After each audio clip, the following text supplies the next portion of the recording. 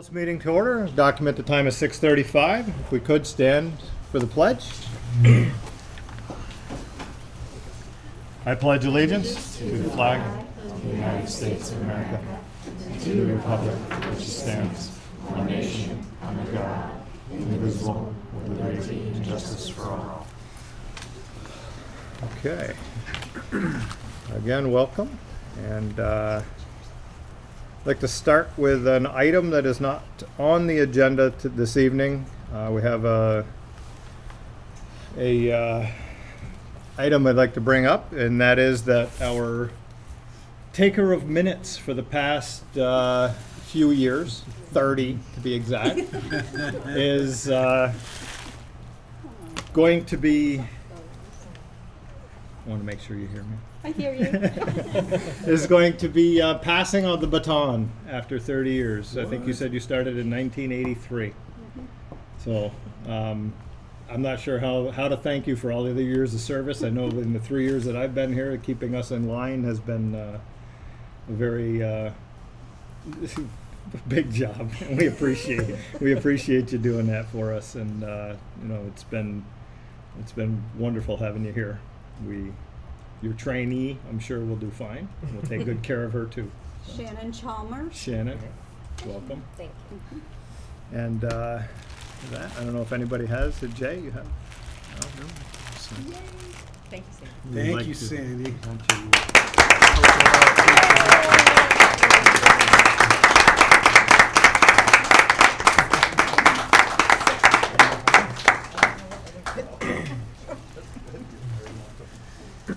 Just to be clear, she's going to continue to sort me out. Right. Oh, okay.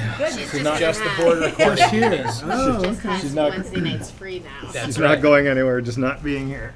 Gosh. Right. So.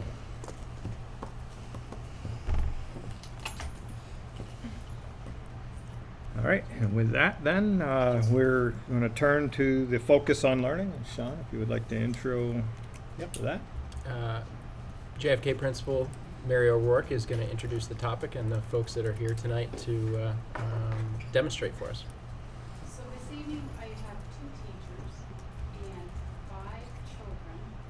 Some of them have been down to and come back especially for this tonight. They're going to present the mindfulness and the link to social thinking. This is just kind of a grassroots effort that we've undertaken this year. We started, my goal was 4 classrooms, and 16 teachers have asked to participate in this. And Nan Johnson and Stephanie Hamble will present tonight with their students because they have just run away with it. And I want you to hear from them and the kids how it's impacting and helping them. Stephanie?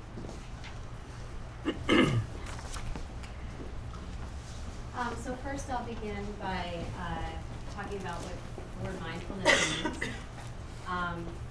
The first definition is the quality or state of being conscious or aware of something. The second one is a mental state achieved by focusing one's awareness on the present moment while calmly acknowledging and accepting one's feelings, thoughts, and bodily sensations used as a therapeutic technique. So we began using this program, as Mary said, at the beginning of the school year, and it started in several classrooms, and now it's grown. We've invited other adults to practice in our classrooms with us, Sean McMahon being one of them, that has practiced with several classrooms, including my own. So it's really nice to have an adult presence so the students have another role model to look at that sees that they do practice mindfulness and use it as a technique to relax and focus. And we've also had Lindsay Foreman, who's the program director, come into our classrooms to share in discussions, to ask questions, and to also most recently lead one of the mindfulness activities. We've also had the pleasure of having Tori Cleland and Erica Bruns-Russo come in and ask us questions about how they can support us in mindfulness, and also talk with the students and talk with the teachers that are practicing it ourselves. So it's been from my experience, it's been a really nice link to social thinking. Social thinking is a lot of changing your state of mind, your state of focus, and how you feel about a certain situation or how you encounter a challenge. And Mindfulness, modern mindfulness, really helps the kids with each of those techniques. It helps them figure out how they can focus in a challenging situation, how they can remain relaxed and calm in a challenging situation, and also how they can use it in different parts of their life, whether it be a really easy situation they're in, whether they're really excited, or they just need to change the state that they're in. So with that being said, I'm going to call up my fellow leaders tonight and ask them to introduce themselves. So if the kids want to have a seat, and Mrs. Johnson, her two students want to have a seat, that would be great.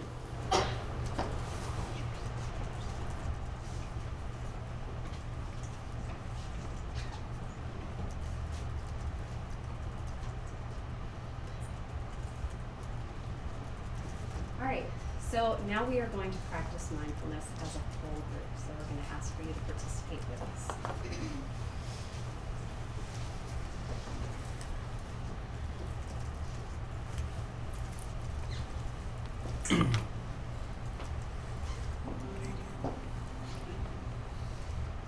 Welcome to mindfulness practice. Mindfulness helps us to be happy and successful. Let's begin. Breathe in and straighten your back. Breathe out and settle your body. Breathe in and straighten up. Breathe out and settle in. Breathe in and straighten up. Breathe out and settle in. Now continue to focus and relax as you practice this exercise. In this lesson, we'll learn about using focus to listen, and we'll learn about using relaxation to listen. It will be easier to do this with your eyes closed. Let's begin. First, focus on sounds. Listen for a sound in the room. If your eyes are closed, keep them closed. When you hear a sound, turn your head towards it and send your attention over to it. It may be close or far. Either way, sit still, but turn your head a little and send your attention over to the sound. Listen to it closely. Continue to listen for sounds and send your attention to them. Do that again and again.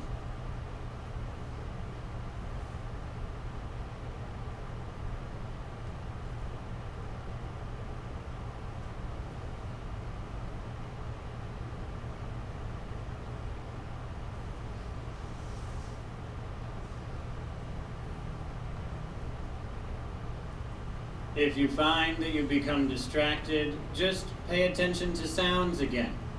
Each sound you hear, including this sound of my voice, send your attention to it. Continue to focus.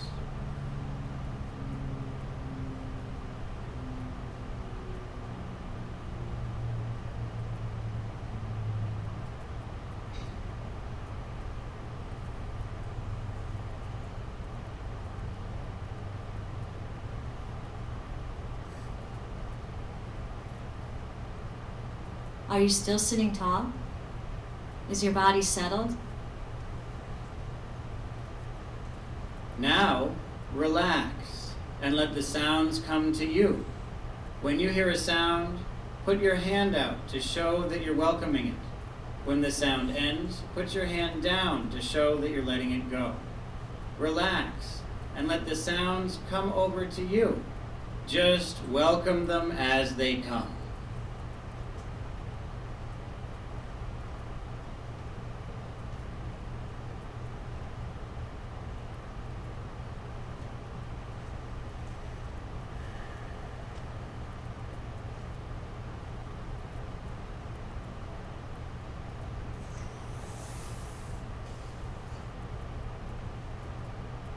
Each sound you hear, including the sound of my voice, let it come to you.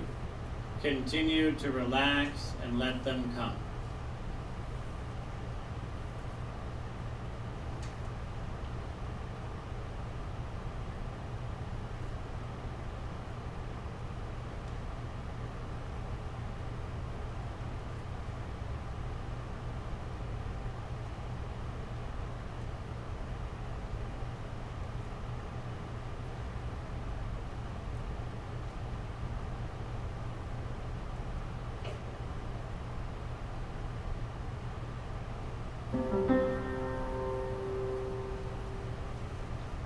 Very good.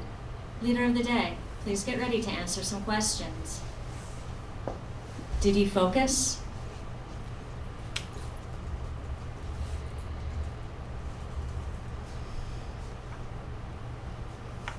Did he relax?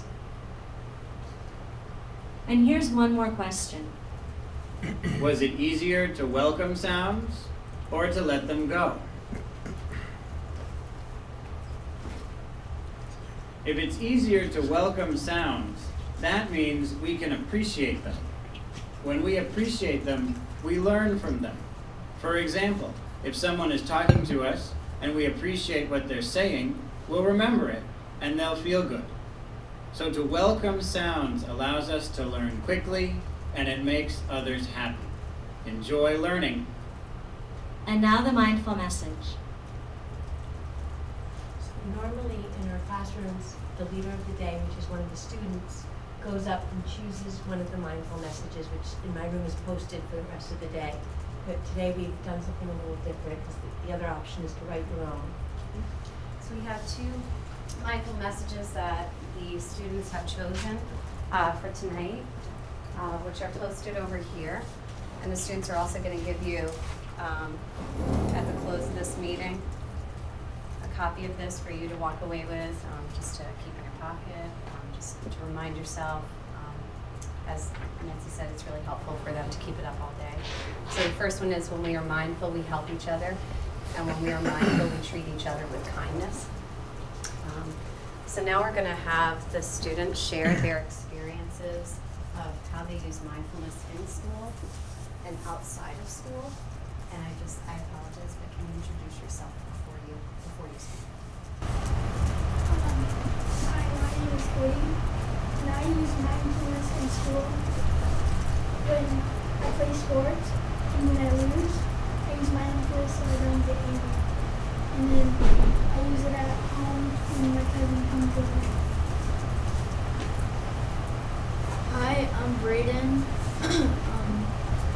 I use mindfulness in school when I'm taking a test. I get really nervous, and I just use mindfulness to calm myself down. And when I'm outside of school, I use mindfulness when I'm playing with my cousin at sports, because we can get really competitive. So I just use mindfulness to calm myself down.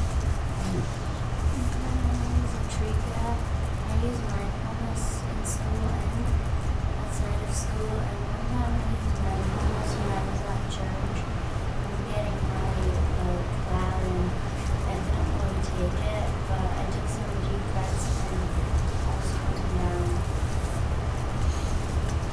My name is Max, and I use mindfulness to calm me down when I'm very mad. Like when my brother steals something from me, and I start to breathe and then my name is Hope, and I use mindfulness when I'm really frustrated on something. I use mindfulness. And at home I use, if it's something when you play phones, we sat down and someone had to choose something happy, and then we ring the bell, and we say it 3 times, and then we're quiet, and then we ring the bell, and then everybody stops. So some next steps that we were talking about taking next was to gradually segue to, we've been working with Lindsay on this, and we talked about this with both Tori and Erica, was gradually the teachers are encouraged to lead it without the software. And that's something that, will happen a little bit more over time. We all have to practice too, so we're very happy to have so much support. And then we've also talked about the man's voice that you heard. He's the director of the mindfulness education in Soryu. And typically what happens is at the beginning of a week, we read a chapter as the teachers, And it's a very short, and then you kind of check for understanding, and then you show your class a video with Soryu as the leader, and he's talking about his previous experience. And the kids have become really interested in this man, because he's a voice that you hear while you're practicing it as a class. So he is a local resident, so we talked about possibly getting him to come in and visit the kids, which they're very excited about, and lead mindfulness, or, you know, share with us some strategies that we can use as future leaders. And we've talked about in the older grades that eventually getting it to a point where the kids are leading a mindfulness session for the class, you know, just kind of taking turns. So that's kind of some of our next steps. Is there any questions? Do you do this early in your day? For our class, yes, we do it like right after math. I don't know for their class.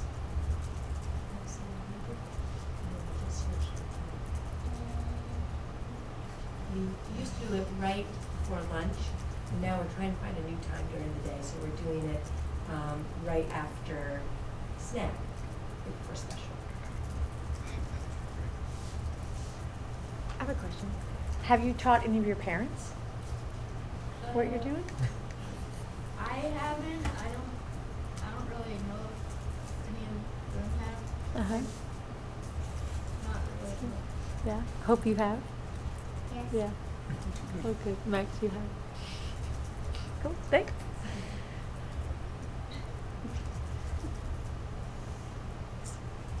Well, thank you for letting us come tonight. The children are going to come around and give you a copy of both of those mindful messages, so at least you can take them home with you. Just kind of have them as a reminder.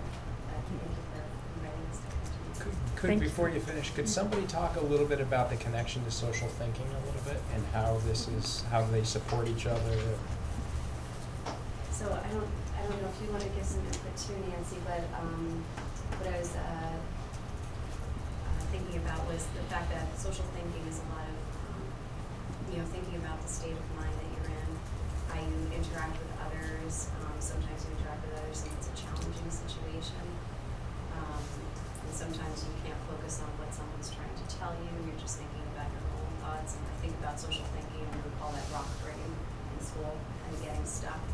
And I just find that all the pieces that we have been practicing in mindfulness have been a really nice connection to everything we've been focusing on with social thinking, because it gives students strategies. It gives me strategies as an adult too, that I'm able to listen and focus more on when people are talking to me, and I can hear more of what they're trying to say.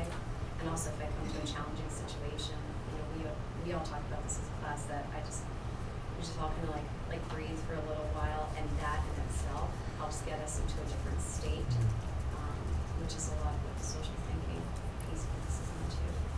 Thank you. Yeah, I think what you said was really important. The focus piece is a big part of it. In first grade, we talk a lot about how important it is when someone's speaking to you that your focus is on them and it's not on what's going around you. And being aware when you are with a group of people of what is expected, and if you are aware of your surroundings and focused on what you're doing and how you're fitting in, then you can kind of make sure that you're doing what's expected. And the relaxed piece is also very good too during times of the day. Like Stephanie said, when the kids get stressed, when things are getting very tense, we can all take a deep breath. We have our belly breathe song. We have a lot of songs that we enjoy doing that also connect with it, with mindfulness and social thinking. And the kids start pointing out when they use it during the day too, just naturally. I said I was out of recess and something happened, and I was about to, do something unexpected, and which I know would give people ill thoughts. But I stopped. I walked away. I breathed for a little while, and I was able to come back, and I was able to participate, and I was able to have a good time. So, which is really nice to hear too.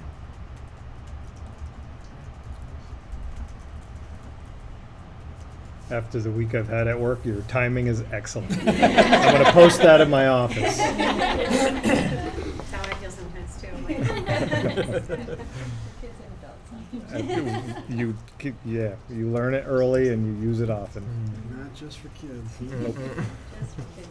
Thank you. Yeah. Thank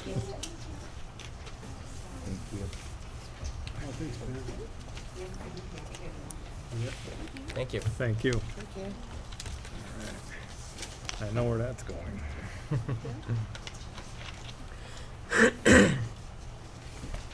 Right, thank you very much. Thanks, Max.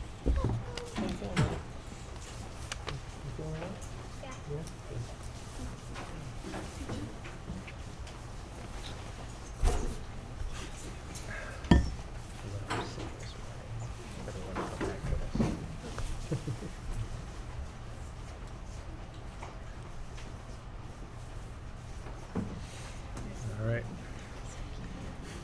Very good. Thank you all again. We appreciate you coming.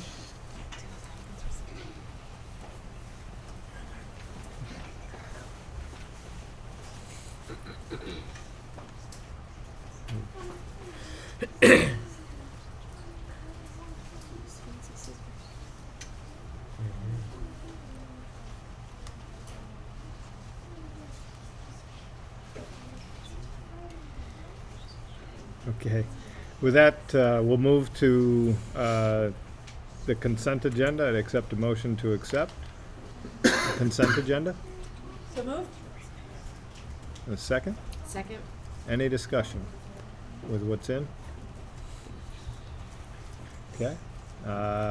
All those in favor? Aye. Opposed? Okay. Section 4 here, get into policy governance processes. We have a student report to the board. As Sean had mentioned last time, we'll get periodic reviews from our student reps. And just as a a little bit of a setup and disclaimer for them was that they did not get a lot of lead time to do this. And so they were running around yesterday getting information and even today, and that was not their fault. And so we talked about in the future how we'll do a better job of giving them plenty of lead time, and they can start thinking about now for the next meeting what's happening and jot notes down and prepare their report for the next meeting and in the future. All yours, ladies. I'll start. Hi. I guess we're just gonna go over what's been happening in our school right now. And first things first is basketball.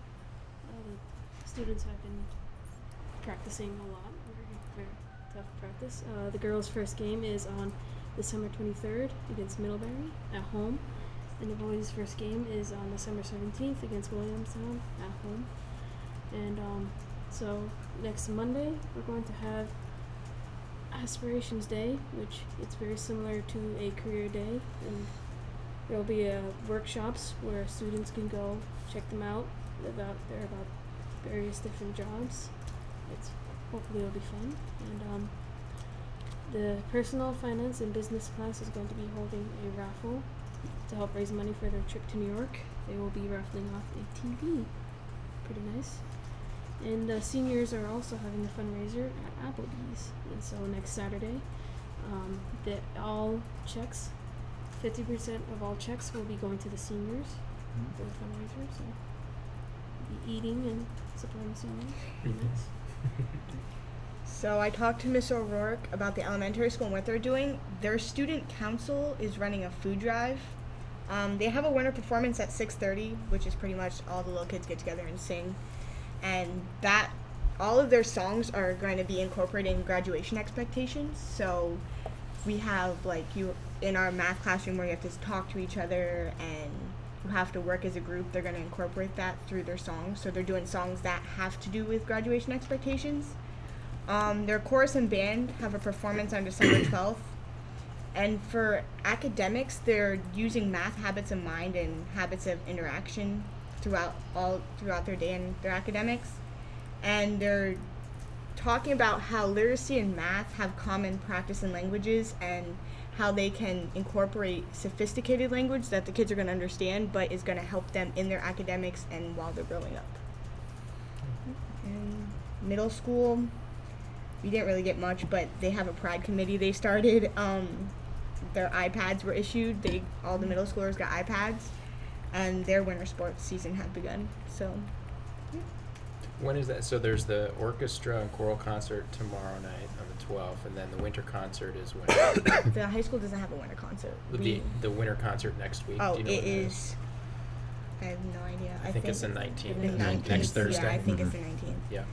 And all Good. the little kids sing, so. Yeah. Yeah. Lots of activities coming up. Mm-hmm. Cool. Great. Thank you. Thank you. Well done in a pinch. All right. Good. And Dakota, happy basketball practice. Thank you.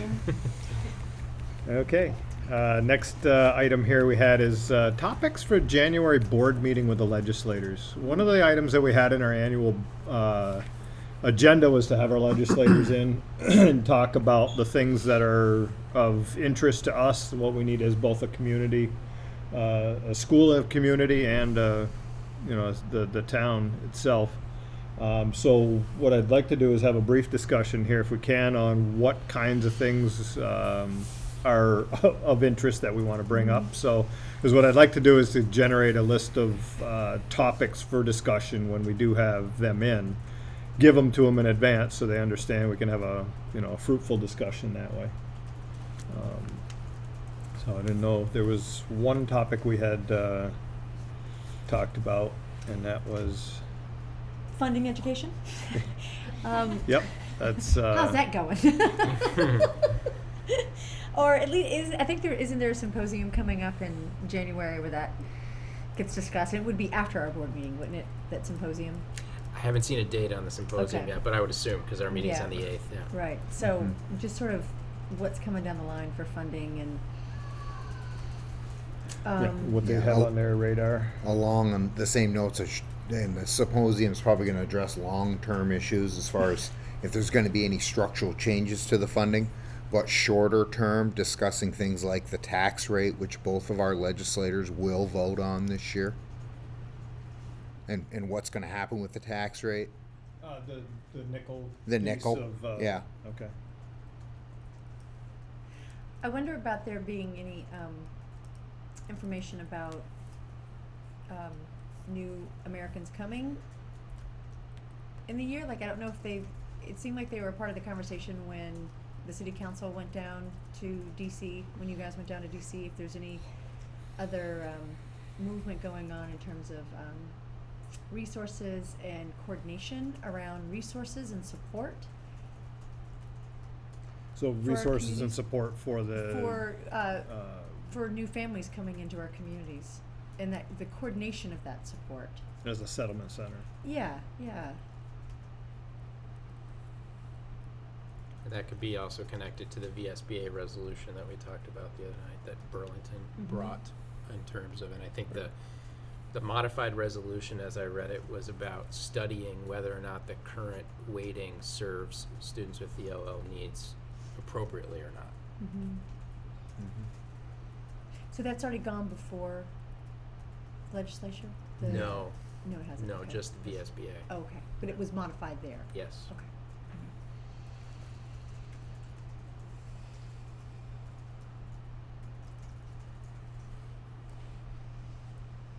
Another topic that ties into that I might suggest is just the idea of asking schools to do things that they haven't been done in the past without the resources to do them. Unfunded mandates. Thank you. E.g. or i.e. Act 77 this year. A lot of hubbub at the conference about that. Consider ourselves very fortunate that we have the Partnership for Change with personalized learning plans. Where do you go and how do you get started? Right? Well, and there are other districts that are looking at this, and there was some very frank discussion with the Deputy Commissioner of Education from some of the other board members from other districts who aren't where we are, guys. I mean, we're light years ahead of certain other districts as far as personalized learning plans. And it's going to be a mandate, and there's no funding from the state attached to it. And I mean, that's an example. Yeah. And another example within that legislation is dual enrollment, in that there's a pool of money, but that that is going to sunset in a few years, and all of those expenses are supposed to be budgeted then at the local level. I don't know if early education would be a good one, but I would Absolutely. really like to know Sure. how that's Absolutely. handled this year. I know there's a lot of stuff going on with that. Yeah. Yeah. You know, it's gonna affect our school.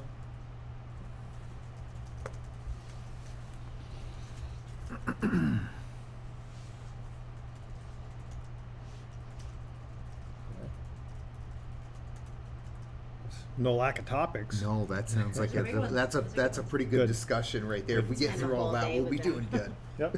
No, that's good. So I'll draft up at least the topics at a higher level and get them out to our folks here, and so they have some time to ponder, and then we can have a fruitful discussion in January. I think that's going to be one of the better items that we've added to our agenda for the year.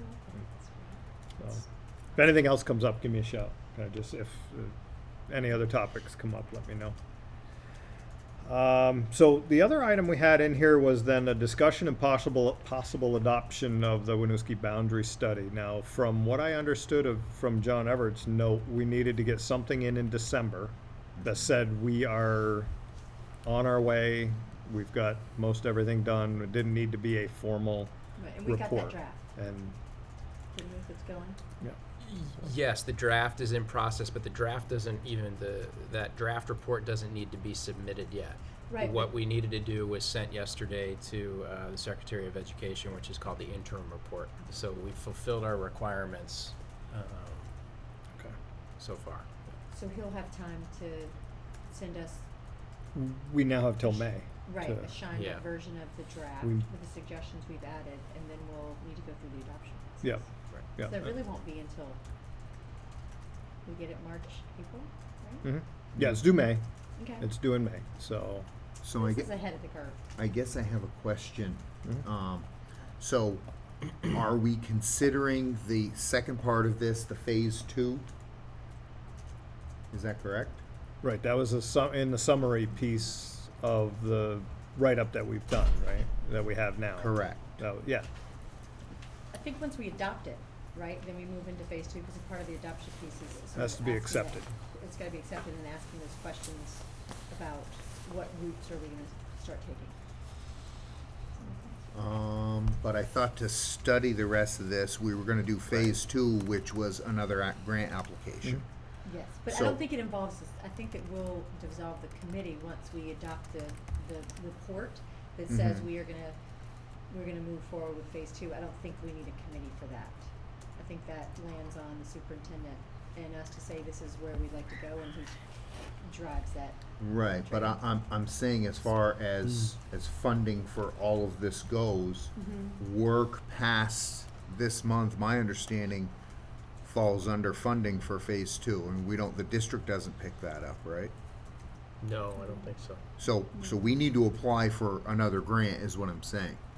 I think we can Right. get clarification from John on that. Right, because I I'm think not- that was based on our summary that we're gonna send in as our final report, the acceptance of that, and within that report, I thought we had we're going to go to phase 2 in, which is seeking other avenues, right? I thought that was the, kind of one of the summary items in the report. I think the confusing part here is that for the first time this week, what I heard was termed an interim report, and I had never heard that term used before. Mm-hmm. And so I worked with the facilitator, John Everett, to submit the interim report, and he said that's all we needed to submit in December. Mm-hmm. I had been thinking that we needed to submit by January the report that was looked at here, the more comprehensive report.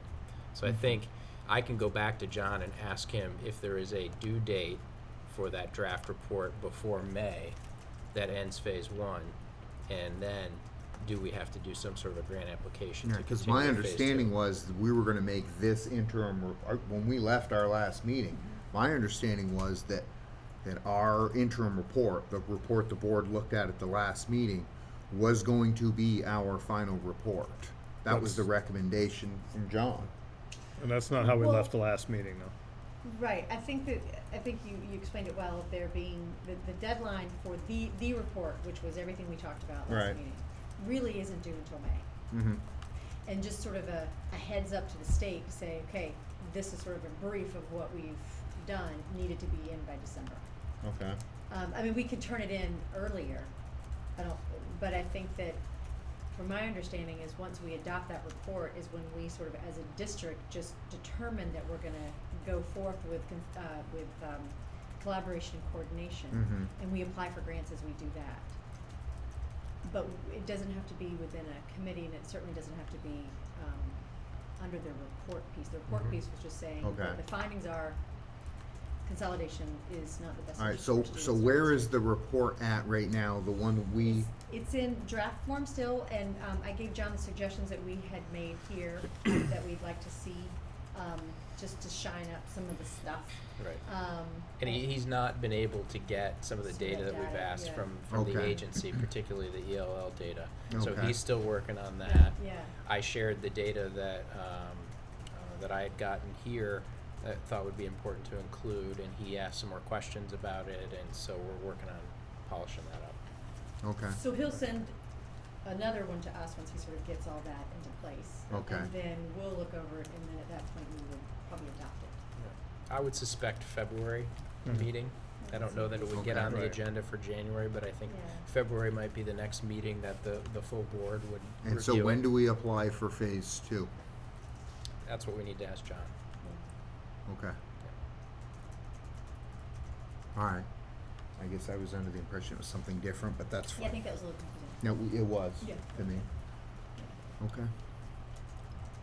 Okay, so, again, I think the timing sounds right for February, because in January, we're not gonna have a lot in a couple of weeks out here with the holidays and whatnot, so. Mhm. And we have a full agenda would be. I think the rest of our work will keep us busy. Yes. All right. Anything else on that? Okay. So into, item 5 here was pretty much the same as the discussion that we had the last time about, what do we do with some of these other policies, and I think it ended up being more of a, policy review than, a write-up, and I think we understood that the last time. But 3.2 is really the same general one that we, same general topic that we reviewed last time. 3.2 is accountability. This is superintendent's the board's only link to the operational achievement and conduct, so that all authority and accountability of the staff, as far as the board is concerned, is considered the authority and accountability of the superintendent. So accordingly, the board never gives instructions to persons who report directly or indirectly to the superintendent. Board will not evaluate either formally or informally any staff other than the superintendent.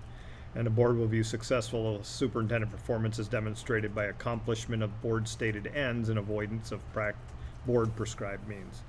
So really, it's kind of the same flavor of the one that we had the last time. I think it's, as we understood from the first discussion we had, is probably a little early to tell, both in our adoption of policy governance in these policies and in Sean's term, to get too deep into this. But I think to date, at least based on the outcome in your comments from the last time, this doesn't seem to be an issue, that the board is staying to the ends, staying to the, a focus in the future rather than the operational achievement and conduct of the district. So unless you have anything No. else, I'm gonna I think that's accurate. kind of move that one relatively quickly here. And I have to take a look at, and Jay, did you have some No, thought? I just, and I apologize, but something else just kind of popped into my head. Under the boundary study, can we have the interim report posted to the website? I don't know. I can ask John about that. Okay, I mean, is it secret?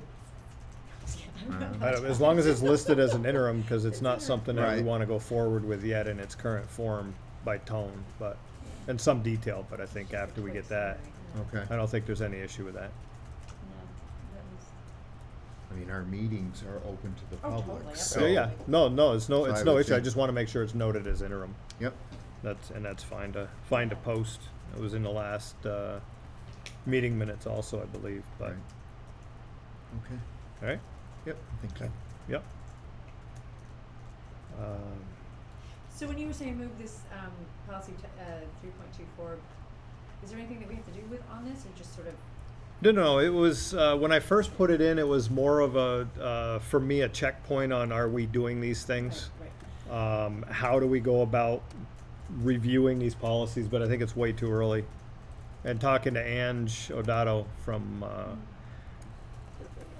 one of our mentors here, they went a full 2 years before they started going back through, mindfully through the policies, rather than something came up and they had to go review. Right? They had one of those that they had to go review just because they didn't. What they had written wasn't what they expected or needed it or wanted it to be, so they went back and reviewed it. But otherwise, it took them 2 full years to go through and just consciously reviewing them. So I think it's a little early, but I think we're towing our line, I think, in looking at the future as a board. So look into the future and to the community. So. All right. So the next discussion topic here then in item 6 was, and Jay, I think you had made the comment the last time, may have been subtle in the discussion, but I wanted to bring it back to the table. And that was, as we had talked about the superintendent monitoring reports initially, there were 2 schools of thought from districts that are using it. One is we bring the monitoring report tonight, we discuss the monitoring report tonight, and we accept the monitoring report tonight. The other school of thought is we get the monitoring report tonight after having reviewed it, ask clarifying questions, and then go off and do some investigation for a month. At the end of the month, come back at our next meeting and accept the monitoring report. And Jay, you had made the comment, can we do these in 1 month? And I'm not sure if you meant for that particular one or in general to do them all in 1 month. So I wanted to bring that discussion back just for the thought of, do we want to make any change to the way we're currently looking at the way we look at monitoring reports?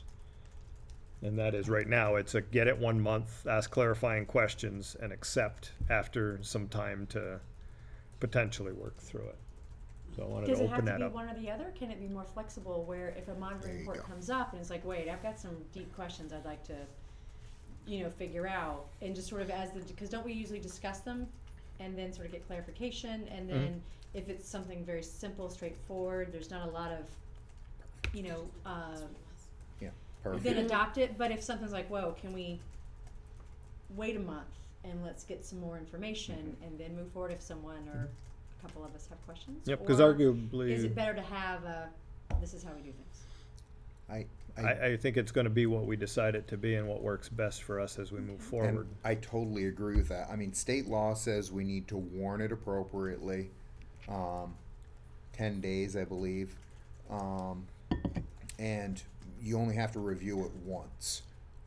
But I agree with you. If we run into one, so far we haven't. We've been able to clip right through them, and we're kind of wondering why we're bringing it back a second time. And I think that's fine to dispose of business quickly when the board feels that we don't need to hash it out a second time, but have the option there if people have questions or there's something there or they'd like some more information to bring it back a second time. I agree with Tori. Best of both worlds.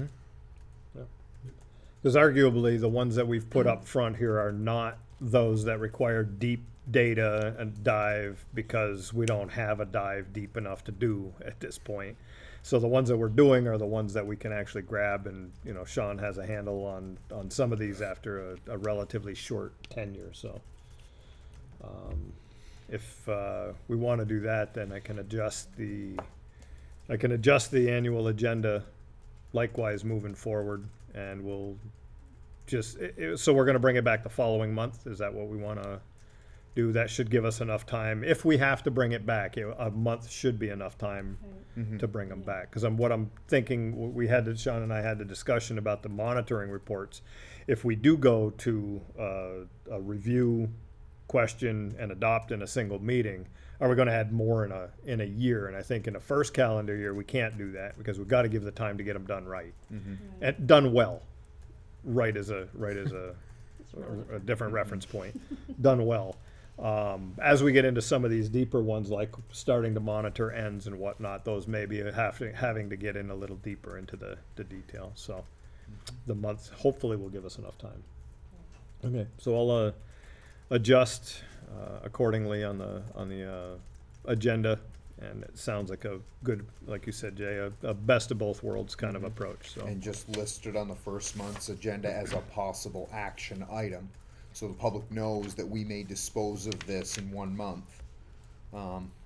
Because that is a change from long-term board practice.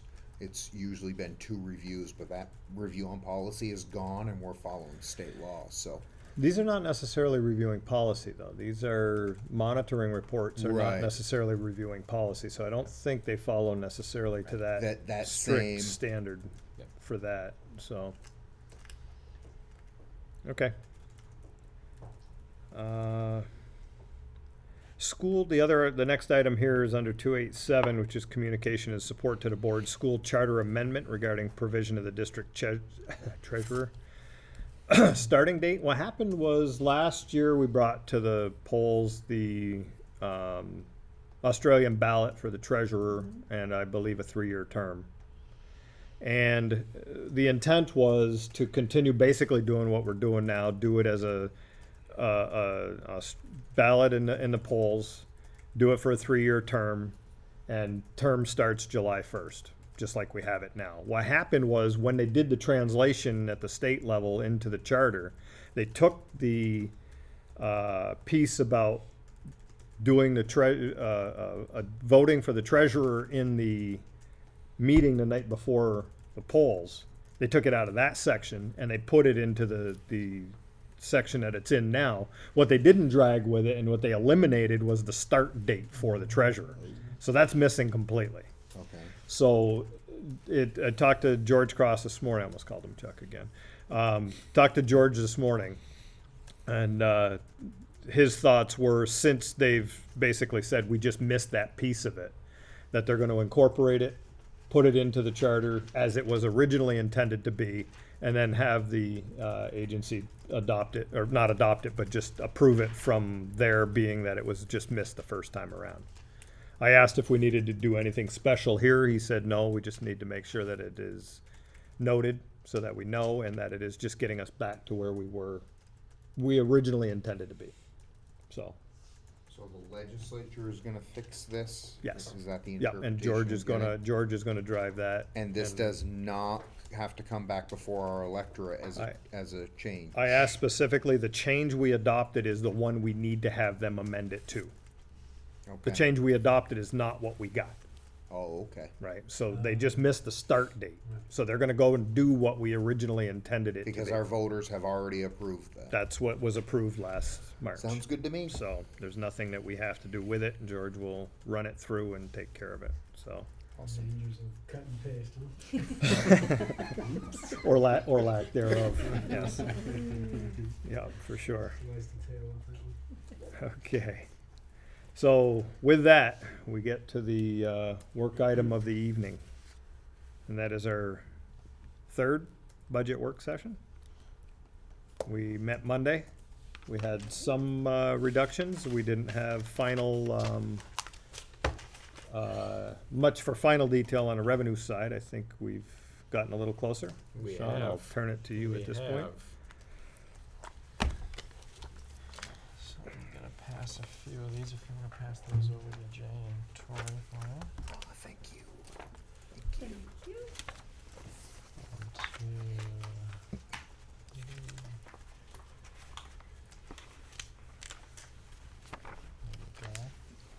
go.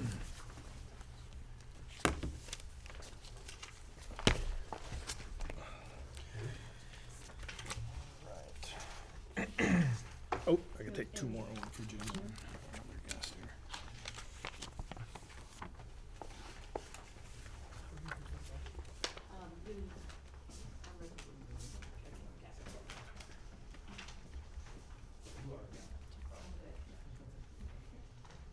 Pull up chair? Jim, Come on. Jim, if you want. Jim, you come a little closer? Come up, Come on up, Jim. Come on.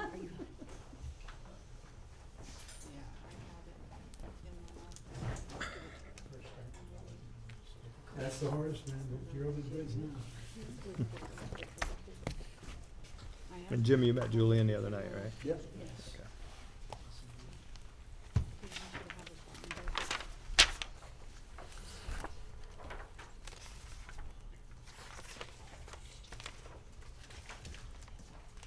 Okay. Okay. So this will be up on the screen, the PowerPoint slides that you have there, except for you have a couple of inserts that I'll go over that are just pure white spreadsheet screenshots, and they won't be up here, but I'll be using them.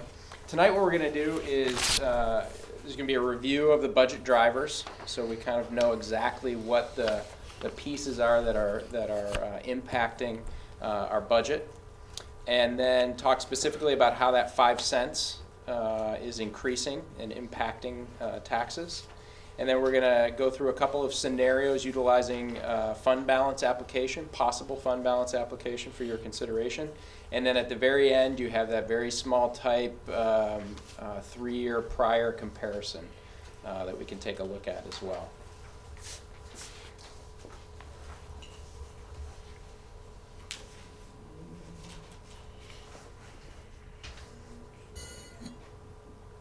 So, 4 budget drivers, as we know: expenses, residential statewide education tax base rate, the base education amount per pupil, and then equalized pupils. So we're going to take those kind of one by one here. So our expenses year to year. Right now, after the reductions of nearly 2% that we made last week, we're sitting at about a 6.25% increase in expenses year to year, or $786,000.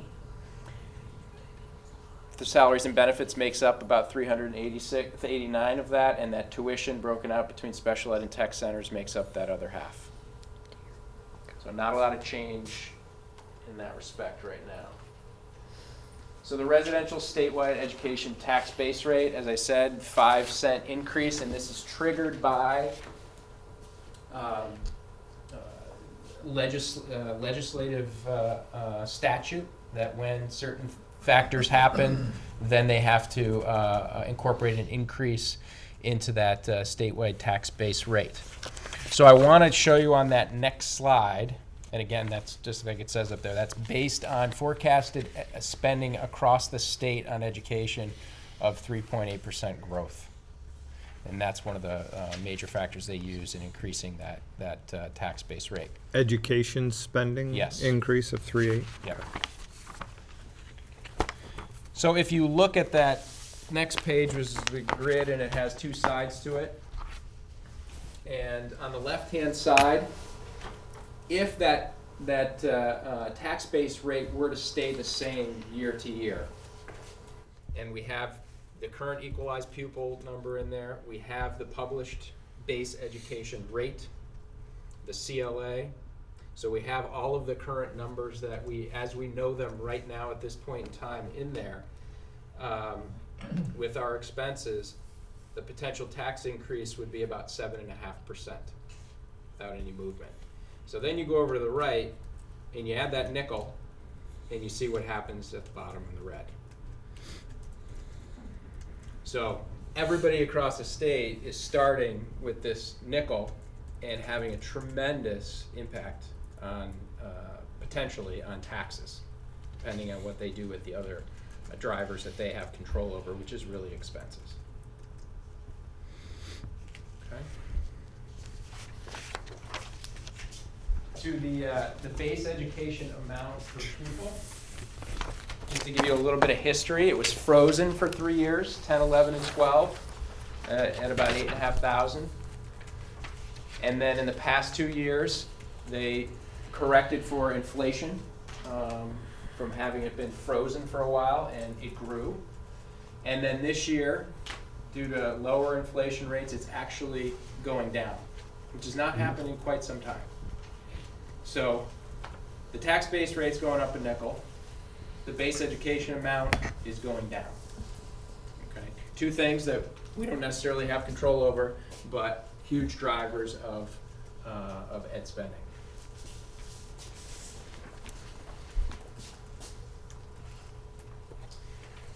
equalized pupils across the state. So this, from the current year to next year, we have, as you can see, just under 90,000 students. And actually, I shouldn't say that because they're equalized, as you remember.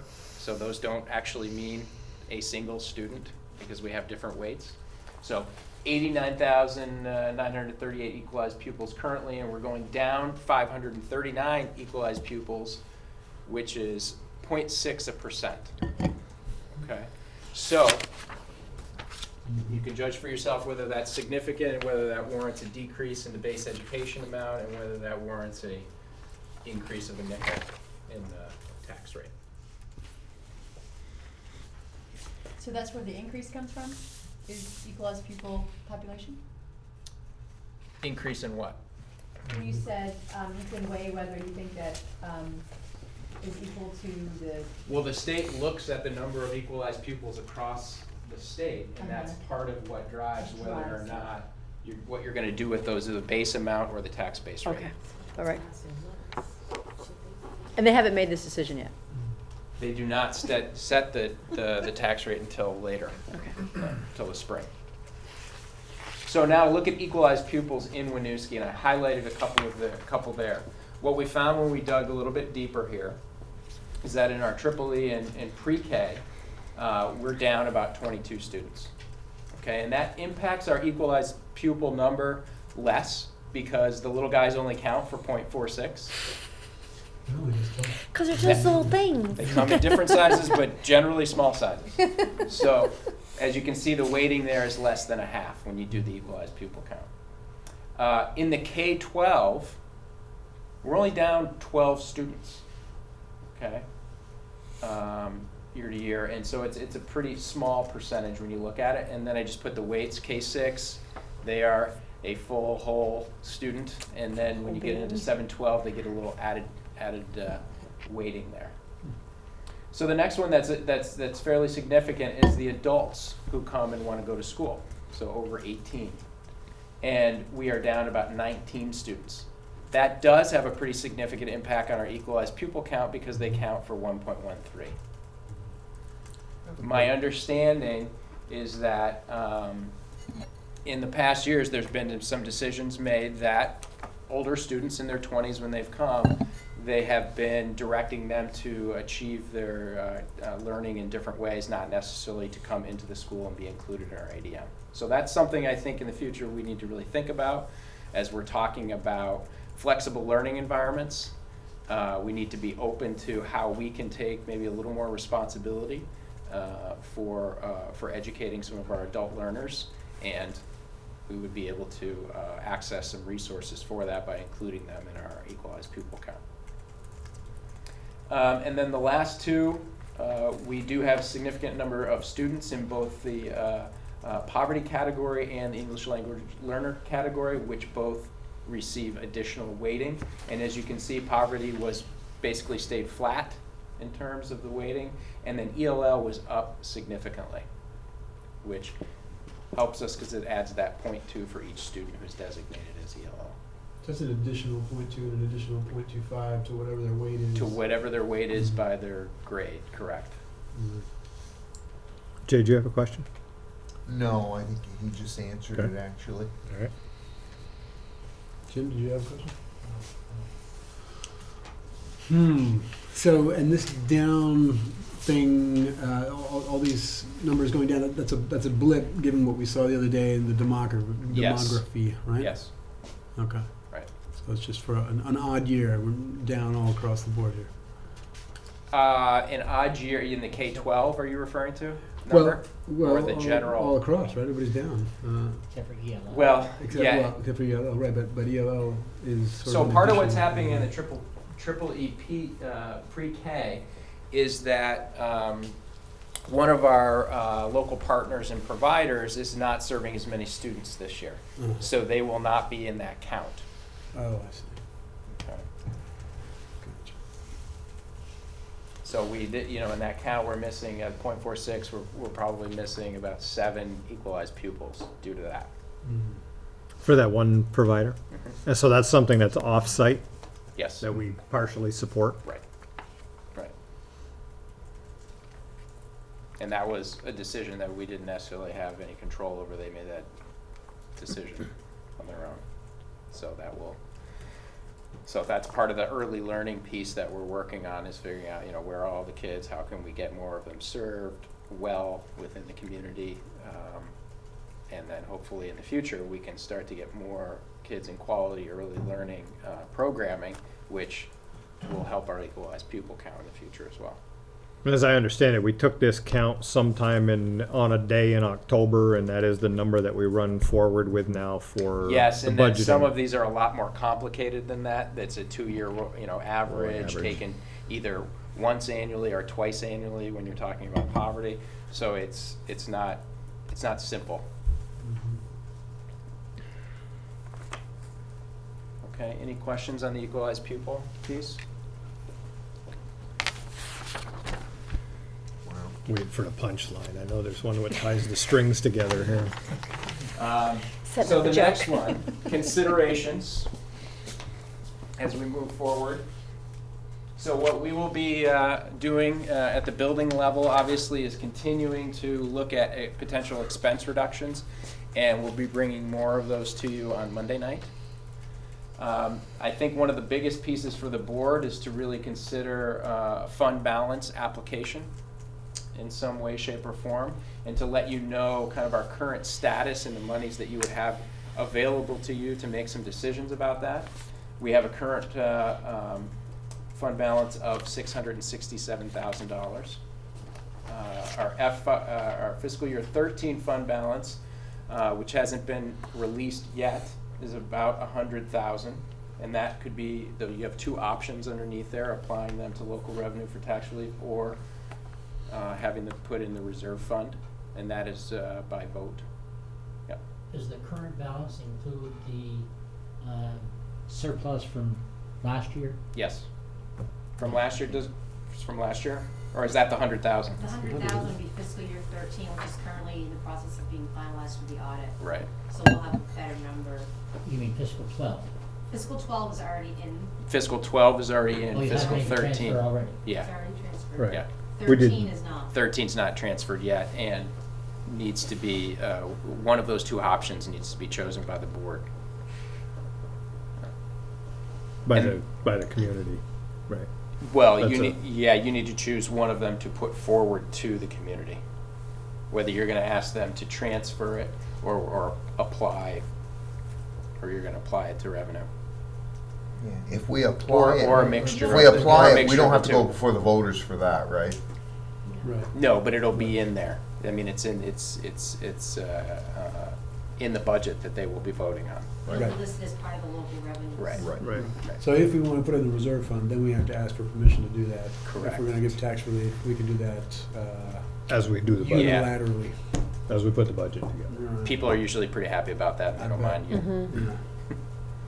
And then finally, the last piece of the puzzle it's so here big. is Miss me. that currently we're forecasting about a 90,000 favorable balance, about getting close to halfway through the fiscal year. So when you think about those monies, you're talking about close to $900,000. In the reserve account. Not in the reserve account, but in those different places, because the 100K Okay, all is added not together. there yet. Right. And the 90K is still in the current budget year. But if you're thinking forward and using your current budget forecast as a part of this equation. Okay. And what commitments do we have between now and June 30th against the reserve balance? None. None, right? None. We included the parking lot payment already. Okay, yeah. We netted that out of the 667. It was 139. The only thing I really have on the gamut that I'd really like to see finished this year is the 4th installment of the new ventilators in June. And that will probably run around $100,000 or so. Okay. And the FY14 fiscal year isn't done yet. No. So that 90K isn't really something that, that could evaporate in the next 6 months. Right. It's a forecast, right? It's a forecast. Yeah. Yeah. If we have a student move in or out. it could Right, go one way or the correct. other. Right. So, your next page would be those 3 scenarios. And I just wanted to walk you through a little bit of, if you were to apply some fund balance, how does that change the potential tax rate? So starting on the left, and you'll see all the numbers are going to be the same in these 3 scenarios, except for about midway down in fund balance offset. Where in scenario A you have 100,000, scenario whole or B you have 200,000, and scenario C you have 250K. So are you saying we can pull money out of the fund balance and apply it to our budget? As offsetting, yes. I thought what was in there could only be used for capital projects. Right, just the stuff that's already in there, the 667. Right. Yeah.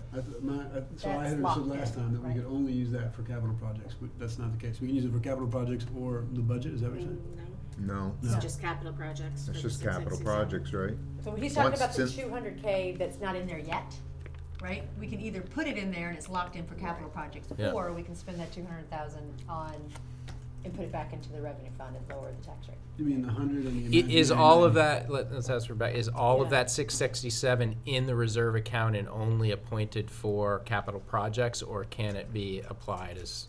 The way that the vote was done back in 2004, it was for capital projects.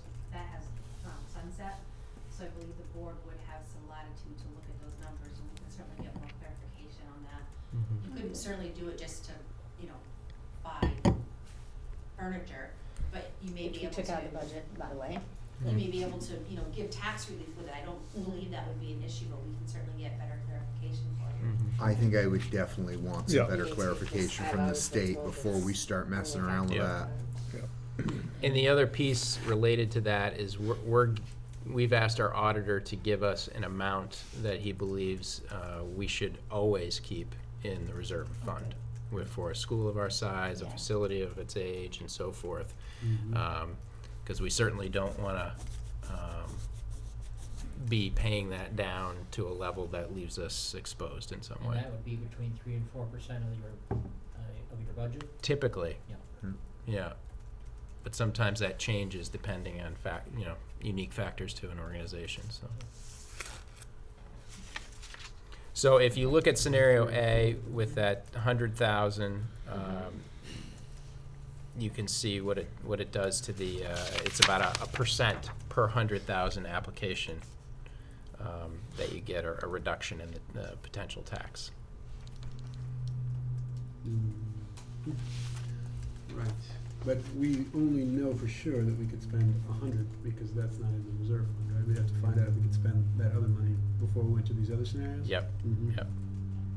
Yep. My scenarios were assuming that you would be able to do that based on the sunsetting. And if you have a fund balance at the end of fiscal year 14, you can automatically carry that over for the need. It's a chance we would take and Mm. go with the budget. Mhm. Okay. Well, that's as far away from students as you can get.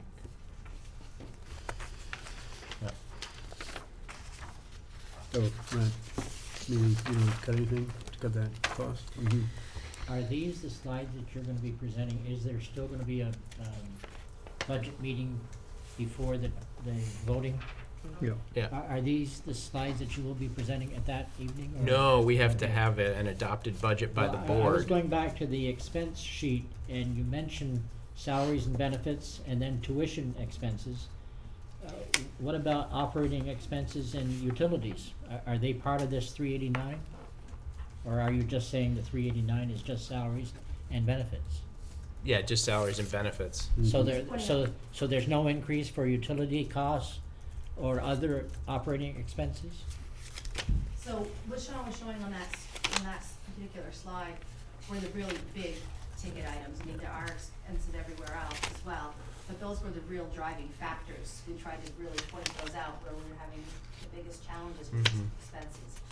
Obviously, we look throughout the budget and there's an increase for utilities and things like that, but those are the two big driving factors. Okay, you're only talking about. Yeah, yeah. I mean, when we did the operations piece last week, that was included in that part.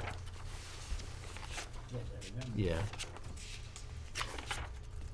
And this is based, Rebecca, on a level CLA from last year. We use the same CLA number. Okay. My gut feeling is telling me it's not gonna change a ton. Okay. It hasn't over the last couple of years. Right. So that's a hopeful number. It's the best number we have right now.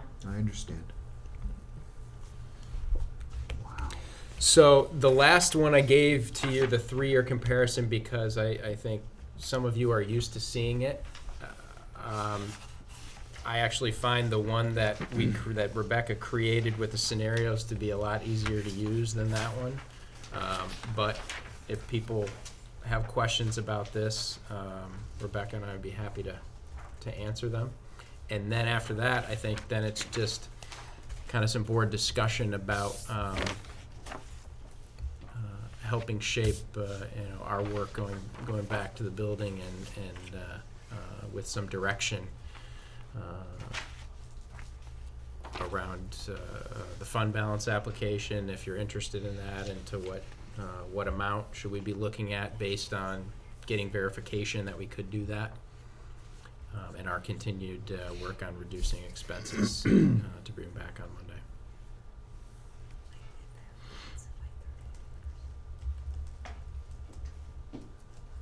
Thoughts?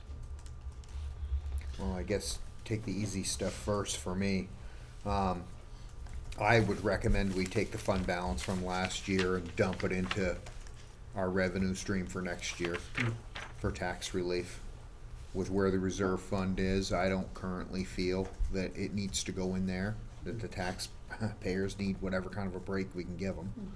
So to me, that's an easy one, but you know, the rest of the board might feel differently. So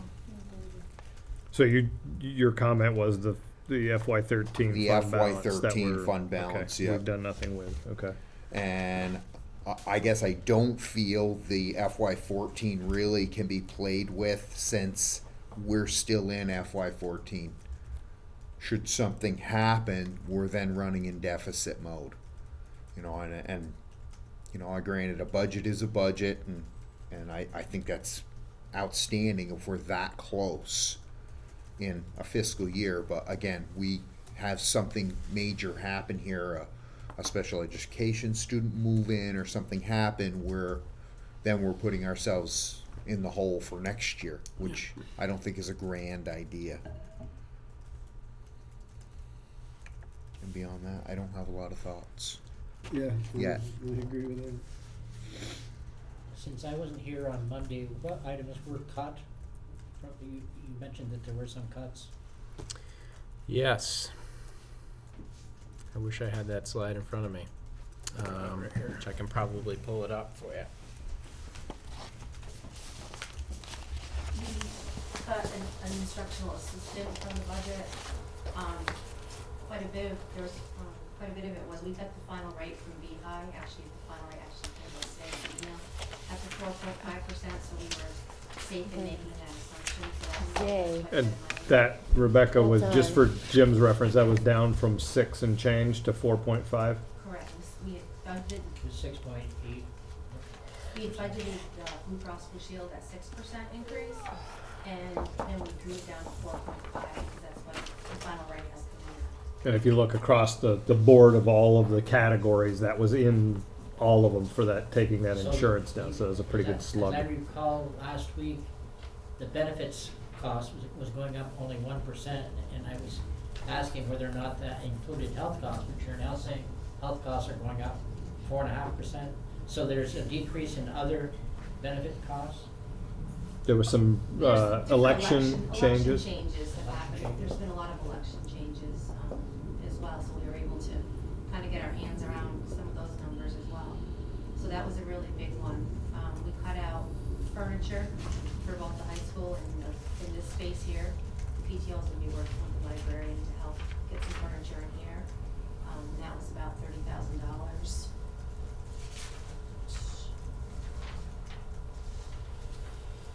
Yeah. We moved half a position that we were adding to the general fund for the iLab. We were able to fund that, we were able to fund that in the CFP federal program. So we were able to shift that to there as well. So the overall decrease we did was about $233,000.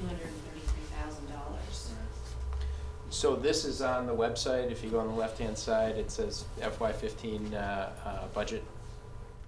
And the document that we shared on Monday, this one, which is not easy to see right now on the screen. Yeah, can you make it a little smaller? I can. So you can go and look at the detail. Rebecca kind of went through it there. You know, it was instructional assistant. There was we took down healthcare to 4.5, and those were really the big hitters. We took You want to do January to December timeframe with health, or I mean, with the advent of the Affordable Care, is that going to be impacting? Not next year's.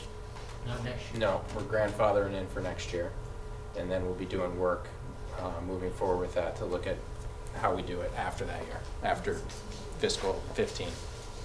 Yeah. So this gives you more of a function summary of the reductions that were made from December 4th to December 9th.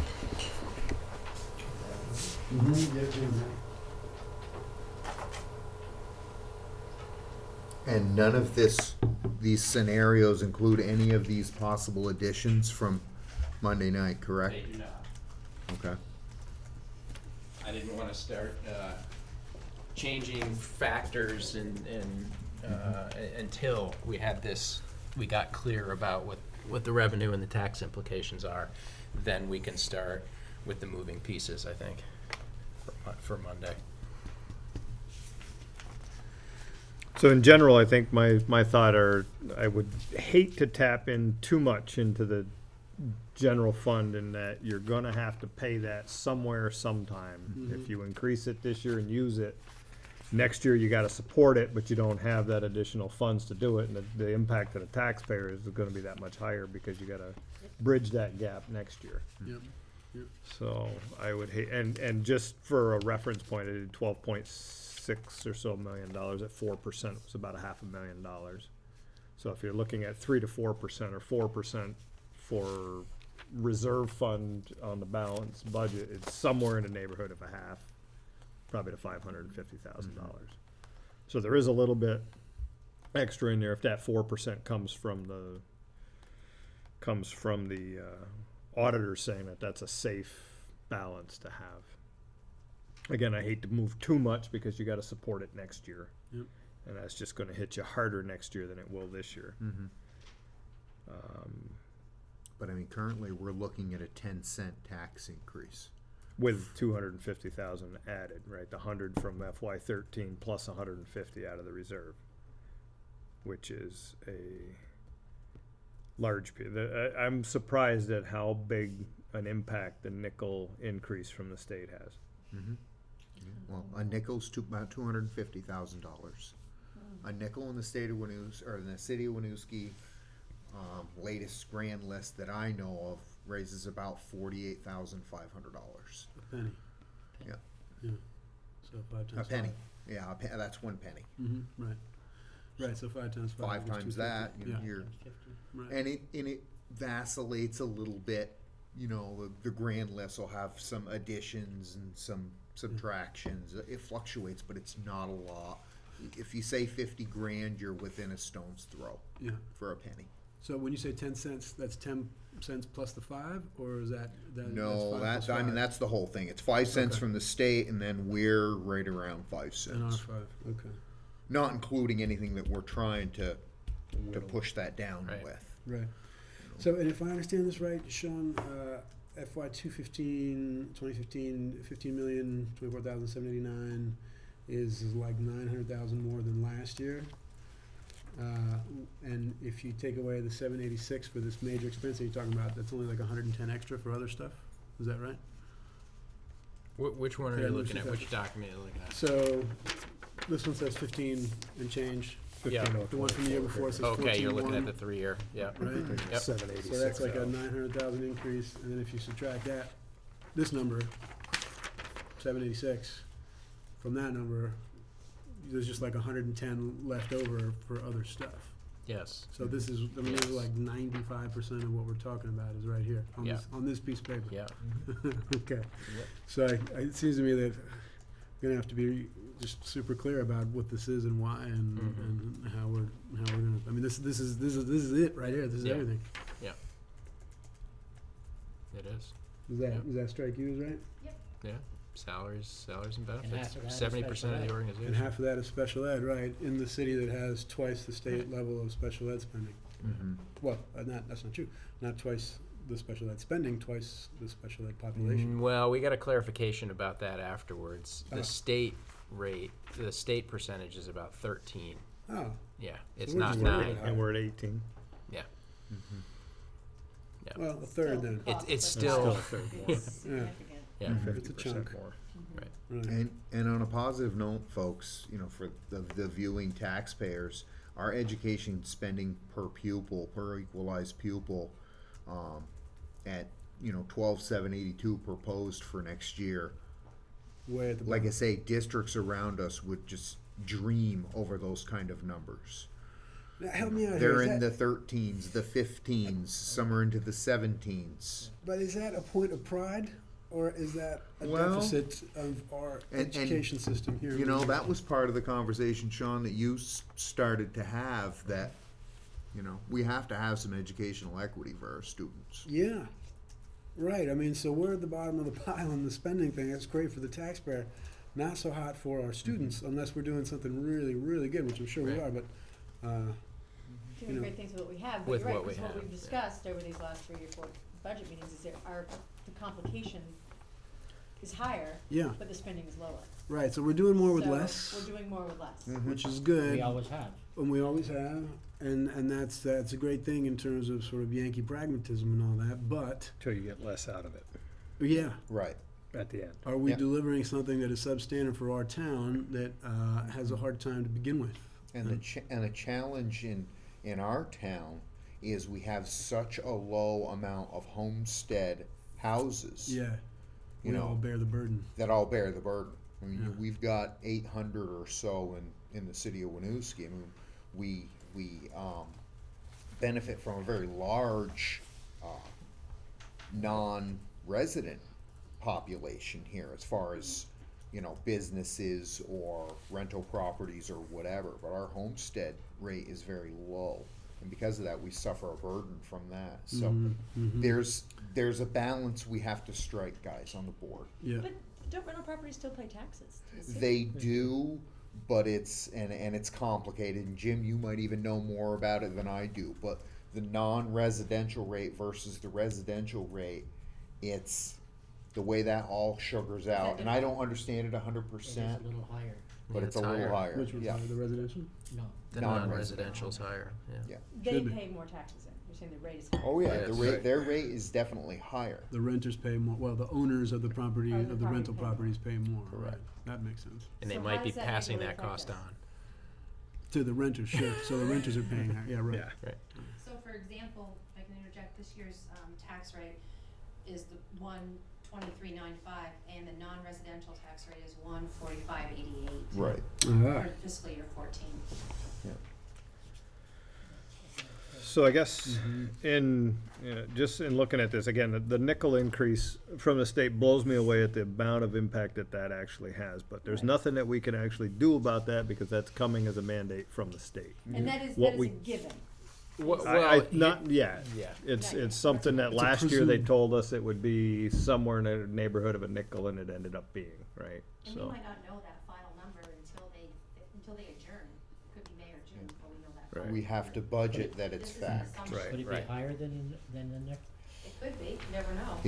They can do anything they want, but the Yeah. assumption is they probably, you know, if they're talking about a nickel to get their ship sailing properly, I mean, that's what they did last year, and it flew through the house. I suspect they would have given us 8 cents or 9 cents if it was even possible that it'd be higher. I think they give us the high end to Yeah. start and drop it only if they could. Yeah. I guess my point was not that we can dwell on the nickel end, or whether it's going to be 3 or 5 or 7. All we can really hit is what we can deal with for expenses, and what we can look at internally here, and how that's going to impact kids, positively or negatively. So I think we've got to go. I think we've got to go back and sharpen the pencil one more time and see what is in there in that 7.59 that, or whatever that percent increase would entail. That's the no nickel. So Right, this right, is but the- what I'm saying is we can only really look at this piece of it, Yeah. right? I mean, this one here, we don't have a whole lot of choice. They're gonna Right. tack that on to whatever we come up with. So I think our mission here has to be to work with what it is we do have and not dwell on that which we cannot control. Mike, I'd also Let's like see. to just, have the superintendent, and he'll probably direct Rebecca, but let's get some information on the reserve fund ASAP.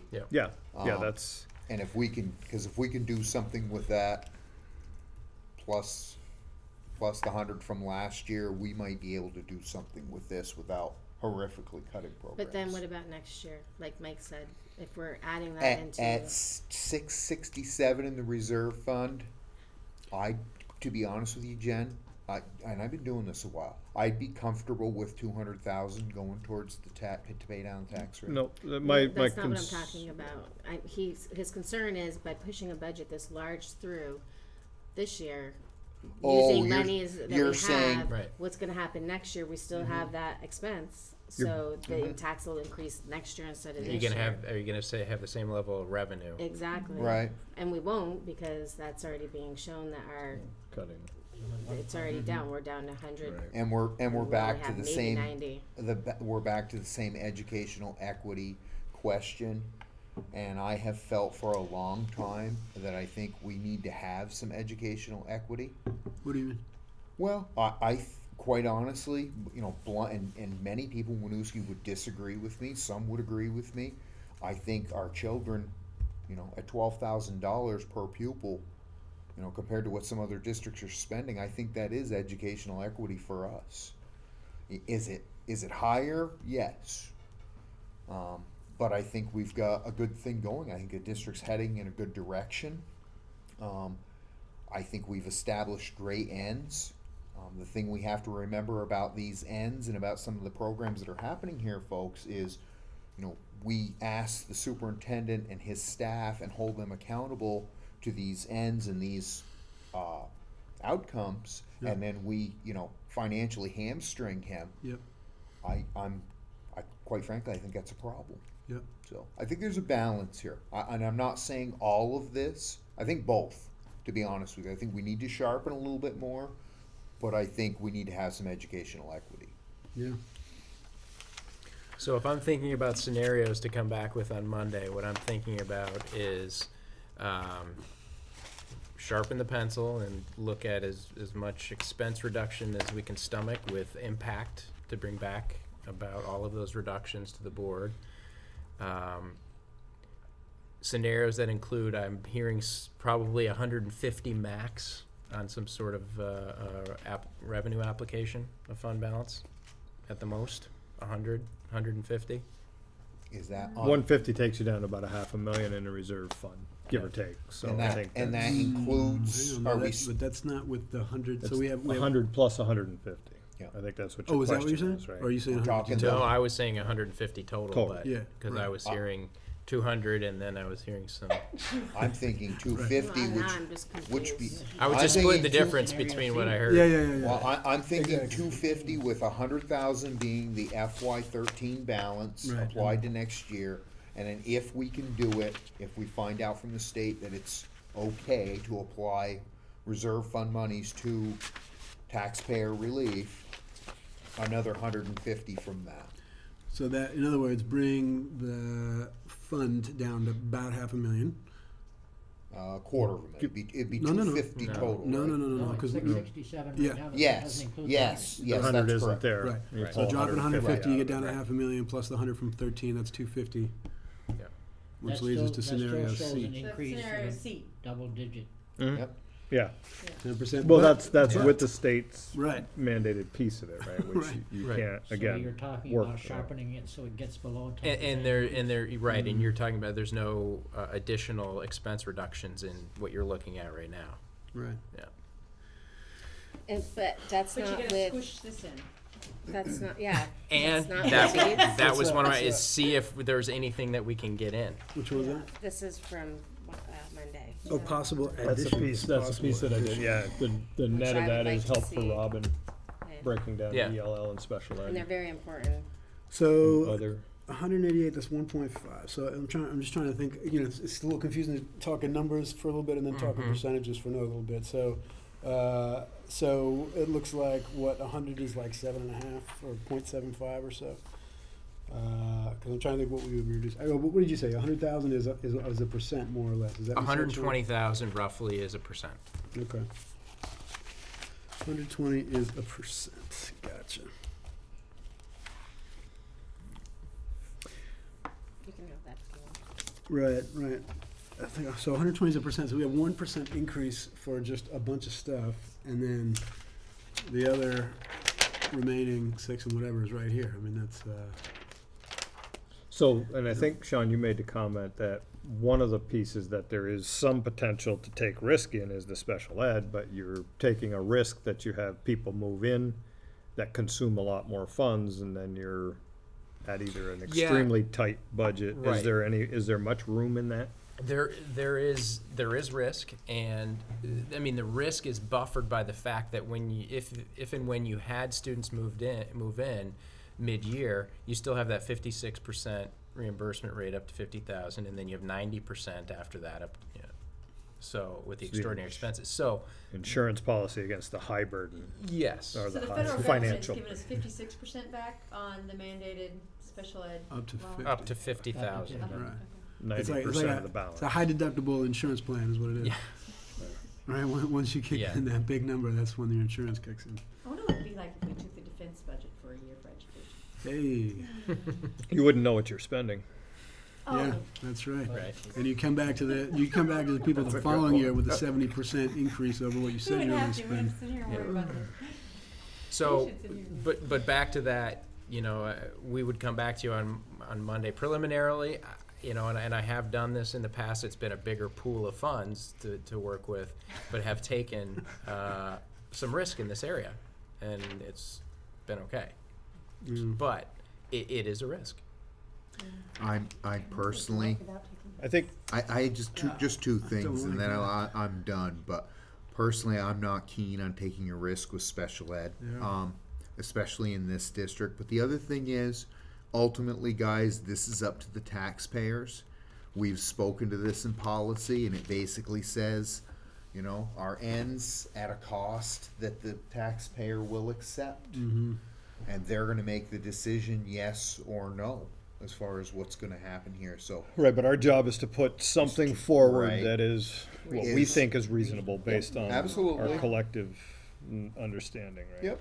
So I guess I would like to see, and it's not necessarily taking risk. I would like to see, for the risk we would be taking, what can we get out on a bottom line? If we were to take X out, you know, this is what's left and this is what we've spent over the last 3 or 4 years, and because I mean, we probably spend radically different year to year, but if you look at it longer term, it's going to stay in some kind of a range that we can. But I would like to see what we could do with that to a relatively reasonable level, and understanding that there is risk. What does it mean to the taxpayer at the end of the day? Maybe just another scenario that we consider. I would be very interested in seeing that. And am I understanding it right that the risk that we're talking about and that you're talking about taking, Sean, is with this 326? Yes. So that's where there's a little give in this number, is in that 326, if we want to take the risk. Yes. Given the scenarios that Mike's talking about. Yep. Okay. And the risk is the potential students moving in. Is that what the risk is, or is the risk? No, It's the because ones we that have budget now. reflects what we had today. in September, October, when we finished the service plan Okay. for next year. Right. So those children are here A now. lot of change. We're here now. Yep. Yeah. So we're gambling that they're either going to leave or change Or stay the same. or stay the same. I disagree. I think this number would represent that which would service those children that are here now, plus some buffer to take into account what we think might come in based on history. Is that what true? the service plan is? No, the No, this number here. The number in the budget itself. 326. I would think that The is 320 not just to service what we have today. The number that in the special ed expenditures Robin and I did the service plan this fall. Mhm. We have to have it in by October 15th, and we based it on the kids that were currently sitting in Winooski seats right now. And that's what you're seeing. That is this number. This has no other. No. So No, those no, children there's are here no- now. So we're Okay. gambling that they're going to leave, That's a or terrible bet. be replaced by students with a different, hopefully lower need, or less expensive need. Is I guess would be. I don't like that bet. Yeah, I'm not keeping. But isn't that what every district risks? I mean, do we, Well, I think the risk is higher here because of the. because of the transient population? No, it's the population. Our higher ed special population to begin with. Yeah. Well, and it's not that cut and dry either. It's a reallocation of resources. It's finding more efficiencies. It's being more creative, and sometimes it takes that to get there. So that can be part of the good that comes out of sometimes of having a little bit of pressure of, oh, now we got to do this differently within what we have. It's a different number than we thought, but Well, and I guess my concern is, are we going to take funding from traditional education to pay for special ed if this gamble doesn't pay off? Are we going to reallocate funding from traditional students? That's a means thing, though. Oh, it's a means thing, but I think it's I something, think that when we do the budget. we're talking about educational equity here tonight Just for too. Monday? first and foremost, you would be trying to do it within this Okay. special ed Budget. budget. I understand. Of course. Okay, so I think the direction, though, I think we're all saying relatively the same thing. Sharpen the pencil again. If there is any risk that we could consider, maybe we lay it on the table based on the knowledge of the past few years. Doesn't mean we have to accept it, but it is you got nothing better to do for the next week, right? Until Monday. But not, so from a revenue side on this, still not stable, still not final? Did you get the details you needed today to? We have some of the information with the block grant and things like that, but, you know, the big factors still is what the tax rate's gonna be. We don't, obviously the federal stuff we're still taking, we don't know that until we actually get the grants, but we have the block grant. Mhm. And that was really one that we needed to get, and that didn't change much from this year. So the revenues that we're projecting right now, you know, are the best that we can do Okay. with what we have. All right, so, do you have enough to go on? Yeah. Yeah, no. Sharpen it, more than turn it enough. over Yeah. and look at it from the other side and see what it looks like from there? Mhm. So I wasn't here on Monday, and I'm sorry about that, but these are things that might happen, but they don't have to happen? These were the top 5 from a long list of things that we discussed that we would, That you'd love to have? yes. And Well, so then- the discussion from the board was, first it was me laying out what those mean and what the purpose of them would be and how they would serve students in learning and move us towards the ends. And then people asked questions and talked about what they thought. There was kind of a prioritization that I heard, that people thought the community would really support a couple of those more than others. Which was the top? The first one Yeah. and the data manager, I believe, was the second one. And the I web think. manager, knowing that we've Or the taken web on manager, so many yeah, with the more devices. Oh. So in those scenarios for next time, we should probably have those In there. in there. Right? Yeah. It's gonna sting a little The more. accounting term, to squish Keeping- them in there. Keeping to Shove them the in. technical term, yeah. If we're looking at scenarios, Just stuff it right. yeah, I mean, Close it up. because so I know this is painful. This is a lot of percentage here. We're not responsible for all of this, and it's a real drag to have to try to drive down our costs further when we're already spending so low per pupil relative to other districts. Good on us for keeping it tight and low for a long time. And let's do right by our kids here and make sure that we're giving them what they need. I agree. I think that's gotta be the first piece, is what's best for the kids and supportable within the community. That's the balance we gotta draw, so. All right, So we'll bring you So- back some stuff to look at on Monday. Monday it is. Thank you. Round. Appreciate the. Thank you. Round 4. And thanks to Rebecca. Yeah, thank Yes. Done a great job with all of this. Yeah. P.S. Good to have you back. I'm not gonna stay long. I, Come on. that means everything went well, if that happens to be the case. Good. Okay, so item 7 here then is recent community activities by board members. I had one to relay. I alluded to it slightly the other day, but I was tying things that I had heard here together. I had heard something in the hallway. We went to a community dinner for Thanksgiving down at the O'Brien Center. And I had heard about a group, and I forget who was leading it, Sean, the name escapes me at this point, but teaching English PEP. to Parents as Educational Partners, PEP. teaching English to, new American parents. And so, Robin alluded to that at our last meeting, last Wednesday. yeah. And so sitting there talking, there was some folks from South Burlington, and beside us sit a couple from Bhutan.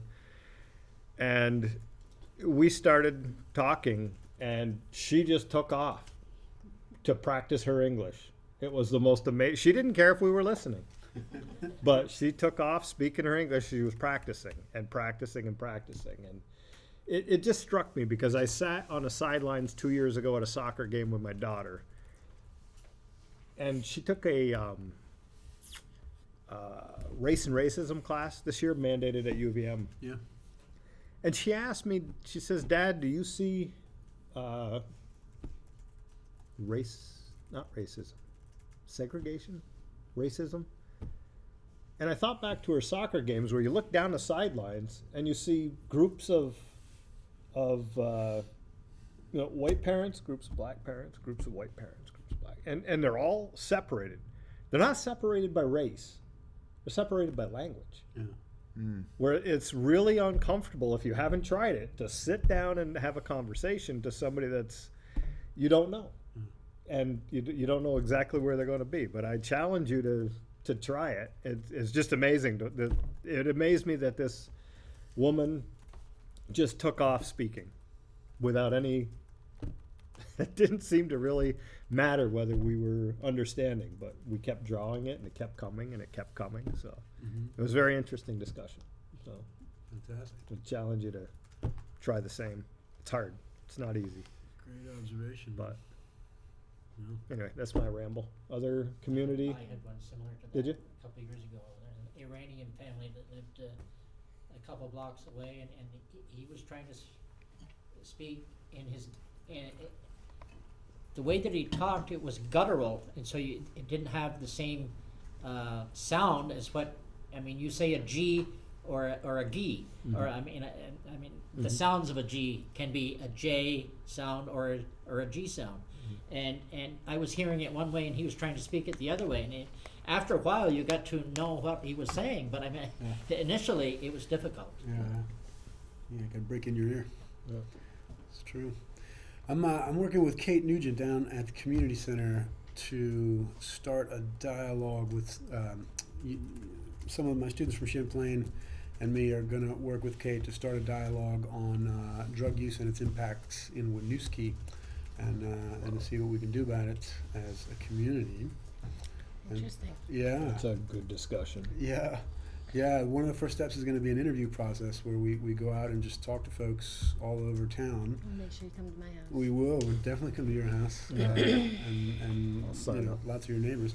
And all sort of major stakeholders are going to be involved. Obviously, school, police, hospital, and so forth. That's going to start early next year.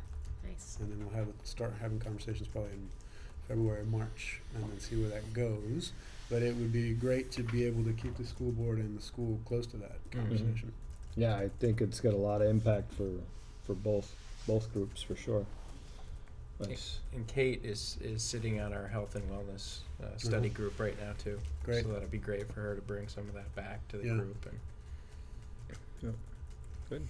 the other thing I'd mention, I saw Julian there, and I'm not sure if anybody else was in the crowd, but Tim Wise Yeah, at Champlain College, and that was amazing. he was fantastic in his talk on race. Yeah.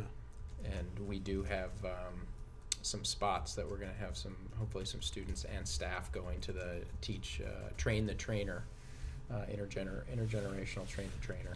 On anti-racism. Mhm. What's the title? Do you know? It's called Intergenerational Train the Trainer Workshop with a focus on how racism presents itself within institutions, interpersonal, personal, and one more, community maybe, or. Yeah, I got to work on that title a little bit. Yeah, That's a little if you- long. if- There's an acronym there If you got to somewhere. struggle for it for that long, then it wasn't effective. It's begging for an acronym. LaDanya, you've been very quiet over there. What do you think? I don't know. On the spot. How do students see the board as just like in a different world out on their own, or yeah, okay. Some students, I think, are kind of nervous to hear because, you know, big adults talking about big discussion. They get kind of nervous. Yeah, I get nervous too, so I Adolescents can have relate. their own. sure. What do you tell them? What do you want them to know about us, or what do you think we should know about them? It's a lot more interesting than they would think. There are a lot of, even though some of the discussions can be hard to follow. Yeah. It's very interesting. I think it's very worthwhile. They're hard for my first 6 months too. So your Yeah. second appearance, Yeah. expect it. You learn a lot that you wouldn't know. I know I've learned a lot of useful information, and I'm pretty glad I'm doing this. Great. Good. So just so you know, you're only a little bit newer to this board than I am. I beat you by like 2 months. So I ask a lot of questions, and you are welcome to ask as many questions as you like anytime. Absolutely. About any term Yes. or question or Yeah. discussion. Clarification, anything. Don't hesitate. Yeah. We won't think anything but good because you're asking. So don't be bashful. And tell Dakota the same, please. And I think that link is going to get stronger and stronger with time. I mean, just having them at the table now is really powerful. Huge, yeah. And I've had a great time sitting with them and looking at agendas and talking about all the things that arise from those conversations. And having gone to each of the classes in the high school at the beginning of the year and put up the organizational chart, you know, it was interesting to see, you know, so what do you think I do? Yeah. You know? No idea. I don't know. Never really thought about it. You call my dad when the school's closed. Yeah, and then you see the board, and then you see the Winooski community, you know, and so then they start to, oh, I see, so, okay, so the board's your boss, you're the boss of Miss O'Rourke and Mr. Wheeler, and you know that, and my parents are really the ones who kind of inform everybody, you know, the board. Yeah. Oh yeah, so they're starting to put that link together. It's becoming becoming more visible for them, I think. Good. And then she and Dakota now bringing information back and forth. I think that's gonna open it up. Yeah. Great. One of the big things I've seen with Student Voices, and the Partnership for Change has done a real hard push to get student voice into the discussions that we have. And how does this come as viewed from the students? And I think that's huge. You've heard it here tonight. Is in the budget discussions. How do we do right by the students, and how do we balance that with doing right by your parents too? So you know that's we look for your voice. So And your feedback. Mm-hmm. You know, like the way that you're viewing it, because it's really all comes down to what's best for students. Like you're saying, to that balance of what's best for students, what's best for community members. I mean, you guys have a great view into that. But yeah, we're all sitting at this table talking about it. So it'd be really great to have your voice and feedback in it. all right. Anything else from community activities? All right. Next agenda. Any specifics? I think we had. We did all the legislation. Yeah, I can't remember if that was January or February. I'm not. Next agenda next month, or Yeah, Monday? well, just any items for our next board meeting, not the budget meeting Monday. Gotcha. And the next board meeting is the 8th? Yeah, Or is that just yeah, it'd be okay? right off, Okay. right off in a year here. So. Happy New Year. Happy Yeah. New Year. On the 8th, All right. huh? So if anything comes up that we've either missed or you think belongs in there, we got the standard stuff. And if you could take just a second to do the evaluation. Again, I'm getting to the point where I can try to do something with these to see which categories need anything for adjustment. And then at the bottom here, then the rest of what we had, budget meetings, 16th is next Monday. And then January 8th will be hopefully the last in adoption in our January meeting. In that meeting, I think we also have getting ready for the annual report. And in that annual report is a board letter typically written by the chair. I'll write something up and have that available to review before we put it into the report. I didn't do that last year. I hadn't even thought to that piece, so we'll have that in here to have it input, if you will. And then there is I went to a meeting this week, a joint retreat that you saw. I think it came from either Hal or Liz on January 25th. A joint called a board retreat with Burlington and Winooski. And details, we talked the other night about what kinds of things we would be looking to do, but I think it's all around approaches toward student-centered learning and how we get to that point with, part being the partnership. And Sean, other thoughts? That was pretty much I think that's it. Starting meat of the vision and student-centered learning, and somewhat of I think a progress report to the boards about what's happened with the work supported by the Partnership for Change. What are some of the next steps? We're planning on having some of the fellows talk about the work that they've done, the challenges that they've faced, and the impact that they see it having. And then giving board members also through that education some messages that you can go out into the community and talk to people about, so that people understand what that work is and what the vision that's shaping up for Winooski is, in partner with Burlington. All around, so the part of the discussion I took away was with Act 77 saying you got to we're moving toward the personalized learning. What does that really mean? How do you communicate to and with the community as you talk about it? What is it? How does it look? What are we doing so far with it, so that you have some kind of talking points to move forward with as we go. So that's kind of what that is all about. All right, anything else? Very good. With that, if there is nothing else, we have no executive session tonight. I would accept a motion to adjourn. So moved. Second. Any other discussion before we close? All those in favor? Aye. Opposed? All right. Thank you much.